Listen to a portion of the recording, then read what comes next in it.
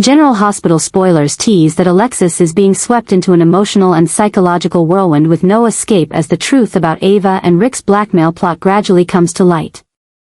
Over the course of time, Alexis has had to learn how to stand her ground, navigating the turbulent waters of both her legal career and her fractured personal life. But she has never felt as completely threatened as she does now. The fact that two people like Ava and Rick, one who was once a subtle threat, and the other someone with whom she had a deeply private and complicated relationship, have joined forces against her has not only made Alexis furious but utterly stunned. This double betrayal cuts deeply into her self-respect and the fragile trust she has left. Alexis is facing a crisis that defies definition, where moral principles, professional reason, and family emotions are all pushed into the shadows. The blackmail story is not merely a plot to threaten her reputation or wealth, it is an attack aimed directly at her greatest weakness, Christina. The fact that Ava and Rick are using the accident to threaten revealing Christina's criminal liability is like forcing Alexis into a corner, making her abandon everything she has ever defended just to keep her daughter safe. Amidst this storm, a series of new adjustments in Alexis' thoughts and actions begin to take shape. She no longer has the luxury of analyzing pros and cons or relying on the legal system to protect her. Her new perspective on danger, justice, and personal freedom is pushing her to the edge. Alexis begins to understand that sometimes the law cannot protect the most sacred things to a mother.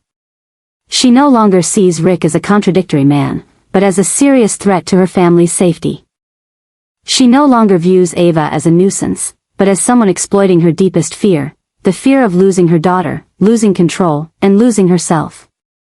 As a result, these new adjustments in her awareness force Alexis to restructure her entire coping strategy. Her original plans for cooperation, negotiation, or using legal means for self-defense have become outdated and weak against the cunning of her enemies. She becomes more cautious, more decisive, and above all, colder. Alexis realizes that this battle is no longer about protecting her image or justice, but about protecting what's left of her heart, her innocent daughter, who is now being weighed on the scale of people without limits. Even more frightening, a new obsession seems to be rising within Alexis, an obsession with changing herself in order to survive. It drives her out of the safety zone of logic and law, pushing her to the very edge of the line she once swore never to cross. Can she continue being Alexis, a lawyer of justice with unwavering professional ethics, or will she become a woman willing to sacrifice everything to protect her daughter from the storm? New calculations are quietly forming. Alexis no longer lets emotions guide her, she begins gathering information, investigating Ava's weaknesses, the underground connections Rick depends on, and potential witnesses who could shift the balance. But nothing is easy. She knows that any mistake at this point could bring her world crashing down in an instant. And so, in the long sleepless nights, Alexis starts to question whether she still has the strength to keep everything together. She looks at the desk drawer, where Helena's knife once lay, a symbol of the past, and a reminder of the bloody future that awaits if any boundaries are crossed. Every decision now is a matter of life or death.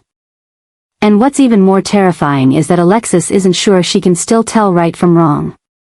Will Alexis overcome the obsession pulling her into the abyss?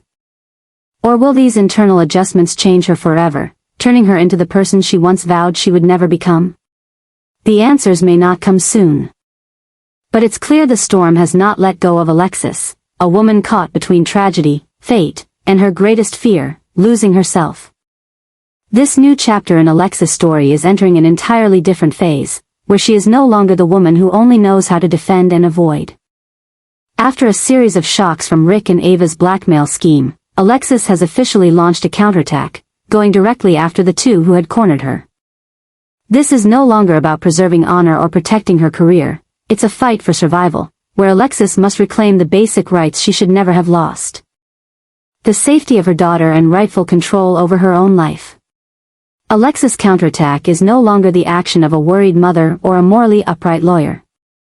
She begins to use methods few would expect, using sensitive past documents to pressure Rick, investigating Ava through quiet but dangerous means, and launching psychological blows to weaken the dangerous alliance between the two.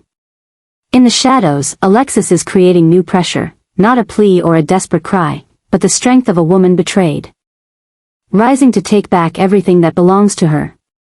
This new development is not just an act of retaliation, but clear evidence that Alexis is now willing to be part of the game she once despised.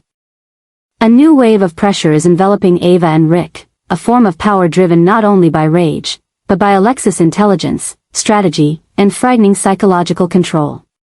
All boundaries have been broken. And this marks the beginning of a new and chaotic sequence of events about to erupt in Port Charles. The madness is not in Alexis screaming or waving a knife to threaten. It's in her knowing exactly what she's doing and being willing to face the consequences.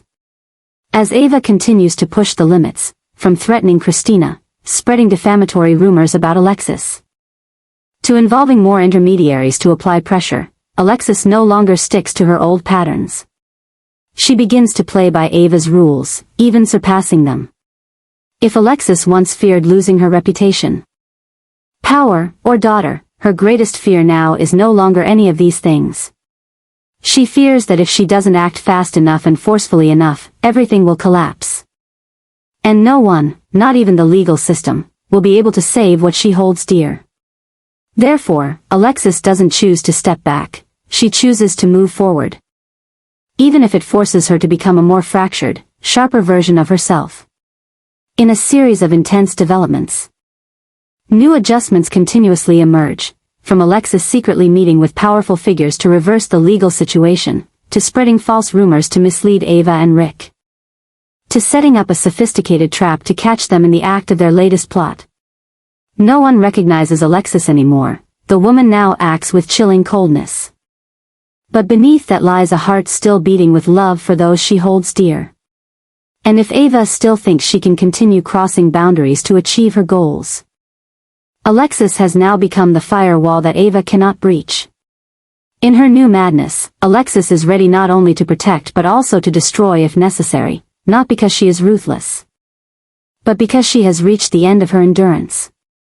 The question now is no longer, will Alexis stop, but how far will she go? And in a world full of schemes like Port Charles, sometimes madness is the only thing that keeps a woman standing amidst those who would try to bury her in the mud. Alexis's sudden reclaiming of the knife that once belonged to Helena Cassidy marked an irreversible turning point in her life, unleashing a series of unprecedented upheavals and plunging everything around her into a state of extreme chaos. The knife, which seemed to have vanished forever beneath the cold, deep waters of the past, reappeared hauntingly in the hands of the woman whose fate had never once let her go. But unlike the previous times, this time Alexis did not see it as a symbol of loss or mental obsession. Instead, she began to view it as a means to end all the tragedies that had ensnared her, a tool to reclaim what had been stripped from her. From her daughter's safety to the freedom she had always felt she never truly possessed. The acquisition of the knife altered Alexis' entire inner world. Subtle adjustments began to take place in her thoughts and actions, not from maturity or psychological awakening, but as the result of a long string of wounds, suppressions, disappointments, and anger that had built up to a breaking point. She no longer looked at the world through the eyes of a lawyer who believed in the justice system. Nor did she judge her opponents by outdated social norms.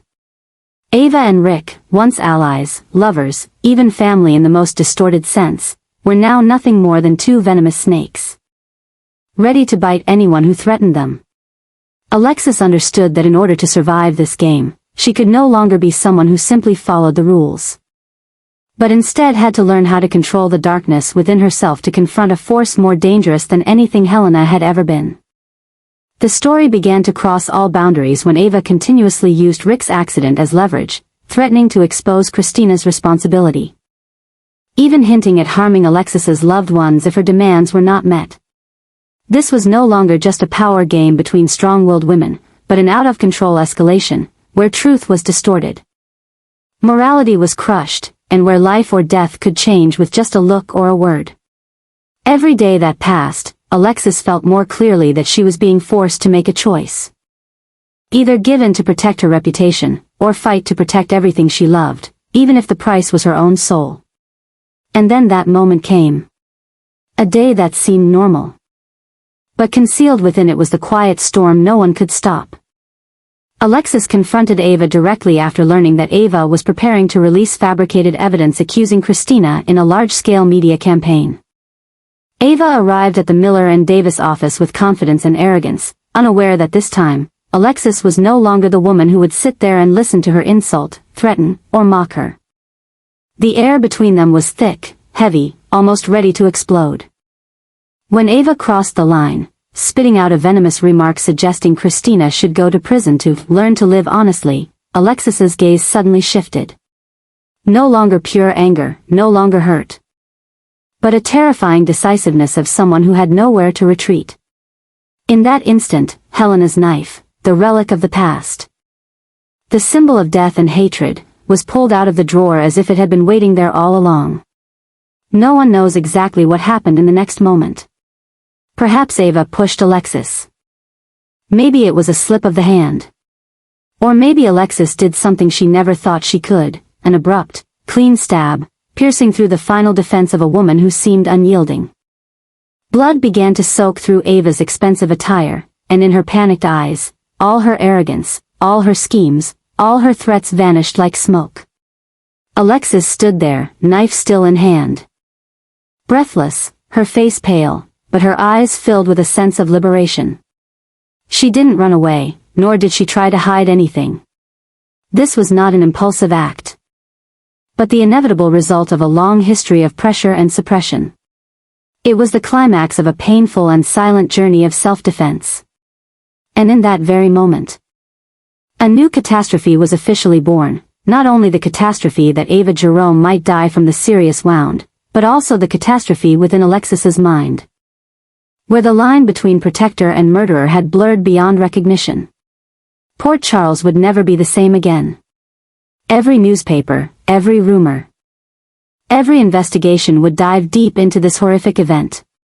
Alexis might be arrested, or she might be seen as a victim in an act of self-defense. But whatever the outcome, the truth remained unchanged. Helena's knife had returned to where it belonged, and it had fulfilled its brutal mission, to ignite a new, deeper, darker, and more ruthless tragedy than anything Alexis had ever experienced. And now, the most terrifying question was no longer whether Alexis would live or die, but whether, after everything, she could still recognize herself in the mirror, or if she would only see the shadow of a woman who had been utterly crushed by fate. Perhaps, in the darkest and most insane turning point of her life, Alexis would do something no one ever thought she could do. Use the very knife that once belonged to Helena Cassadine, the cruel symbol of a bloody, guilt-ridden past, to attack Rick, the man who had pushed her to the edge of collapse. This would no longer be an act of self-defense, nor an emotional outburst as Alexis had experienced in her angriest moments. It would be a deliberate act, nurtured over years of threats, betrayal, and hurt, and this time, it would be executed with a chilling, terrifying coldness. Rick was not only the one causing legal pressure for Alexis, but also a part of the past she could not shake off, the one who once held her heart, and now, he wielded the power to destroy everything she had left. With Helena's knife in her hand, Alexis was not merely holding a weapon, she was carrying with her all the deadly, toxic, and hateful legacy of the Cassadine family. As Rick continued to push forward, using Ava as a shield, threatening with evidence, and even pressuring Christina, Alexis understood that the game was coming to an end. There was no other way, no one left to trust, nothing left to lose. In that fateful moment, she struck. A single stab. A bloodstain. A curse reenacted. But what made the story truly insane was the subsequent adjustment in Alexis's psychology and behavior. She did not panic, scream, or run. Instead, she acted as if she had prepared for this moment all along. And in a dangerously risky twist, she shifted all the blame onto Ava. With the already existing rift between them, the accusations initially didn't seem unreasonable.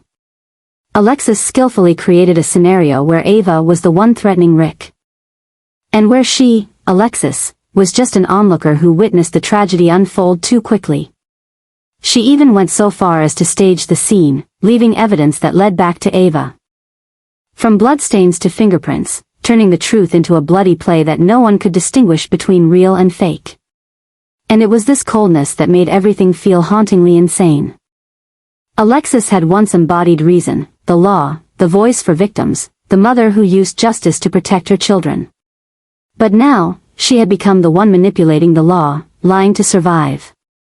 Even sacrificing another person to cover her own actions. This not only pushed the story beyond all limits, but also created a psychological aftershock that Alexis could never have anticipated. Because blaming Ava was not just a temporary tactic, it was the beginning of a chain reaction that could spark a new war in Port Charles. If Ava survived, she would certainly not sit idly by.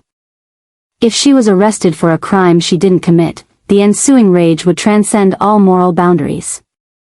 And if justice uncovered the truth, Alexis would not only be convicted for attacking Rick, but also for lying, fabricating a crime scene, and ruining the reputation of another, no matter how much of an enemy that person had been. From the moment the knife was plunged, every adjustment inside Alexis had been completely distorted. She was no longer someone trying to hold on to her identity, she had become part of the darkness. Old obsessions returned in new forms. The feeling of betrayal, the fear of losing her daughter, the obsession with power and control. But now, instead of fighting to escape them, Alexis was using those very obsessions as fuel to survive.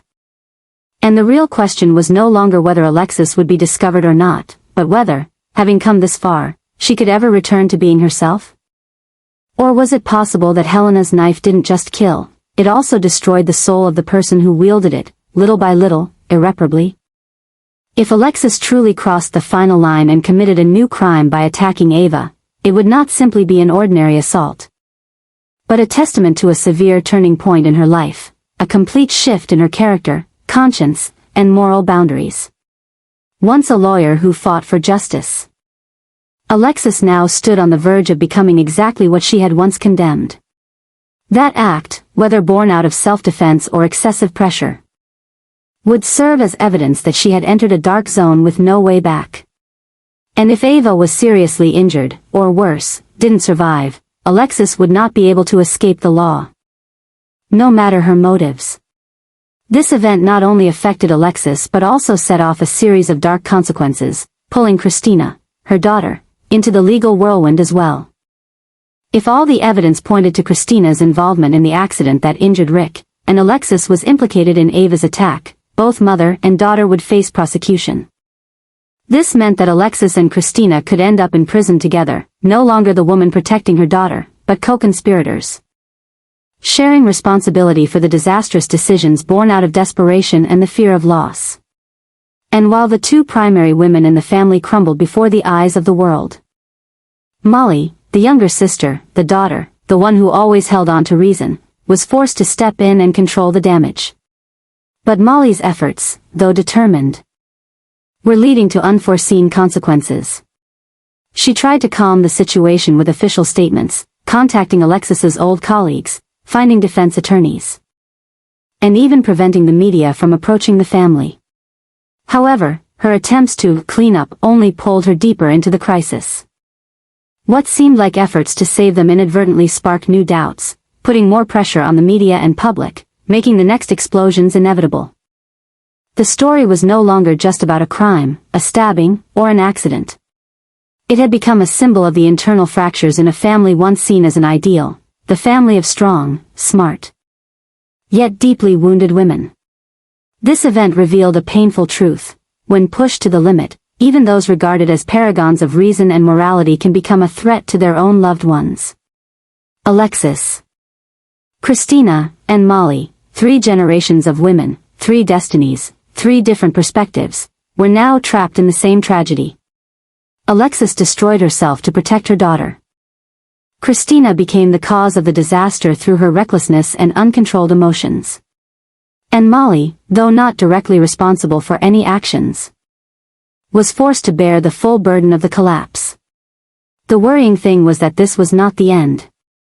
If the police investigated further, if Ava woke up and told a different story, if Rick cooperated with the authorities to expose Christina, everything the Davis family tried to conceal would be laid bare. And this would not only end Alexis's career, but also completely destroy the trust among the family members she had tried so hard to protect. A new crisis was beginning to rise. The initial cracks, once just minor fractures on the surface, were now splitting wide open, exposing a layer of chaos beneath, where no one could maintain their balance. And when Alexis walked into the interrogation room, her eyes were no longer those of a winner, but of someone who had lost all hope, not just because of her own uncertain future, but because she had dragged those she loved most into an inescapable tragedy. Molly was falling into a whirlwind she had never imagined, where reason, loyalty, and family responsibility intertwined into a tangled web with no way out. Faced with Alexis's imminent risk of prosecution for attacking Ava, Molly, who had always upheld justice and principles, made a bold decision. She was willing to step forward and do whatever it took to save her mother. It was no longer a rational choice, but the deep instinctive call of a daughter who could not accept seeing the mother who had sacrificed everything for the family fall alone into despair. Molly not only wanted to save Alexis from prison, she also wanted to restore her mother's honor and freedom, regardless of the consequences. However, as Molly began to dive into her rescue plan, another shadow began to emerge, the shadow of Rick Lansing. Not only had Rick had a complicated relationship with Alexis in the past, but now he held sensitive information. Evidence that could make Alexis's situation infinitely worse. What was more terrifying was that Rick did not merely want Alexis to be punished, he wanted to control the entire narrative, turning it into a bargaining chip to achieve his deeper goals. And if Molly interfered too much, if she began to touch upon the hidden interests behind the scheme Rick was orchestrating, she would become his next target. Rick's involvement was not simply a legal cooperation. It came with a new obsession, a dark and sophisticated power cloaked in a legal guise. Rick was not only willing to accuse Alexis but also had the ability to drag Christina into the mess, even pushing Molly into a no-win situation. Personal information, past relationships, the Davis family's mistakes, all of this was being exploited by Rick as an underground weapon. And in this situation, Molly, even though she was intelligent and cautious, began to feel a new threat closing in on her. She was no longer the unbiased prosecutor she once was. Now, she was the one keeping secrets, calculating every move, forced to choose between personal reputation and family duty. Every step she took could lead to an underground explosion. Every word she spoke could be twisted into evidence against the very people she loved. And in this context, Molly began to realize that the changes taking place were not just in the legal landscape but also within her own self, no longer someone who believed in process and rules. She was now learning how to negotiate, hide, and even sacrifice the truth to achieve her final goal. The danger to Molly was becoming clearer by the day. She wasn't just facing Rick, a man capable of manipulating and changing the course of events, but also the enormous pressure from the media, her colleagues, and her own internal turmoil. If she failed, not only would Alexis be convicted, but Molly herself could be accused of violating professional ethics, interfering with an investigation, or even concealing the truth. But if she succeeded, the price could be that she would never again live true to the ideals she once held dear. Every day, the danger to Molly became more apparent. Rick's presence lingered like a ghost behind every action she took, as if he was waiting for the moment she made a mistake to strike. And what was even more terrifying was that Molly didn't know if Rick simply wanted revenge on Alexis or if he was pursuing a deeper goal, such as taking down the entire Davis family to prove something poisonous and twisted about justice, power, and control. In this context, Molly was no longer an outsider.